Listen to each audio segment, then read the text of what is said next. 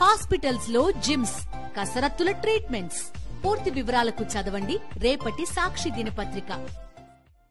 ఏపీలో టీడీపీ దౌర్జన్యాలు, అరాచకాలకు అడ్డు అదుపు లేకుండా పోతోంది. అధికార మండతో పేదల భూముల్ని కూడా ఆక్రమిస్తున్నారు. ప్రకాశం జిల్లా పొన్నలూరు మండలం వేంపాడులో సుబ్బారావు అనే రైతుకు చెందిన 28 సెంట్ల భూమిని అదే గ్రామానికి చెందిన టీడీపీ నాయకులు ఆక్రమించుకున్నారు. గత ఎన్నికల్లో వైఎస్ఆర్సీపీకి పనిచేశారన్న అక్కసుతో సుబ్బారావును టార్గెట్ చేశారు స్థానిక టీడీపీ నాయకులు.